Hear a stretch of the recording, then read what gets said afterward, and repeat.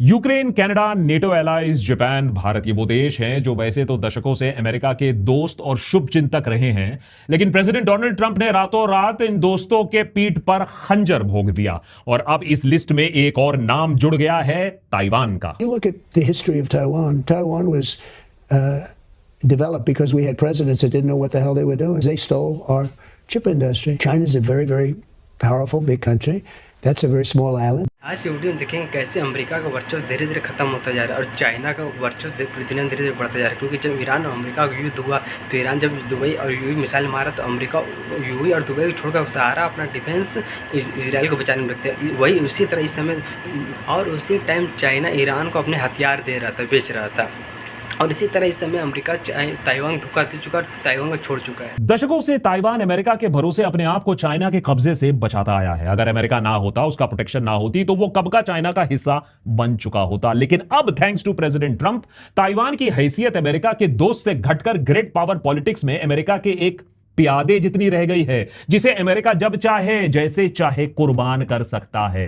इसका सबसे बड़ा संकेत आया जब ट्रंप ने शी के साथ मीटिंग के तुरंत बाद ताइवान को जाने वाली $12 बिलियन से ज्यादा आर्म सेल्स पर रोक लगा दी।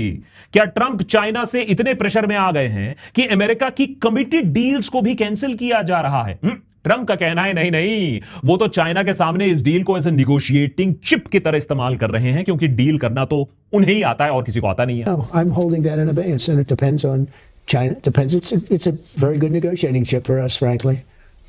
It's a lot of weapons. It's $12 billion. It's a lot of weapons. दशकों से अमेरिका की पॉलिसी रही है कि ताइवान के साथ उसे जैसे संबंध रखने हैं वो रखेगा, कभी भी ये नहीं देखेगा कि उसके और ताइवान के रिलेशन की वजह से चाइना को कैसा महसूस हो रहा है, हर्ट फील कर रहा है या नहीं। चाइना अपने और ताइवान के संबंध कभी भी चाइना से डिस्कस तक नहीं करेगा। लेकिन ट्रंप की बातें सुनकर लग रहा है कि ना सिर्फ उन्होंने शी जिनपिंग के साथ यूएस ताइवान की डील को डिस्कस किया, बल्कि उनसे प्रॉपर परमिशन भी मांगने की कोशिश की कि वो ताइवान को वेपन बेच सकते हैं या नहीं, जिसकी परमिशन शायद शी जिनपिंग ने नहीं दी। The whole thing with the arms sales was in great detail, actually, and I'll be making decisions. But you know, I think the last thing we need right now is a war. यहां तक कि Taiwan की सुरक्षा जैसे basic मुद्दे पर भी Trump पीछे हटते दिख रहे हैं। अभी चाइना से लौटते वक्त उनसे साफ साफ पूछा गया कि अगर चाइना जबरदस्ती ताइवान को कब्जा करने की कोशिश करता है तो ट्रंप एडमिनिस्ट्रेशन ताइवान को बचाने की कोशिश करेगी या नहीं। सुनिए ट्रंप का जवाब। The US defend Taiwan if it came to it? I don't want to say it. I'm not going to say that. There's only one person that knows that. You know who it is? Me.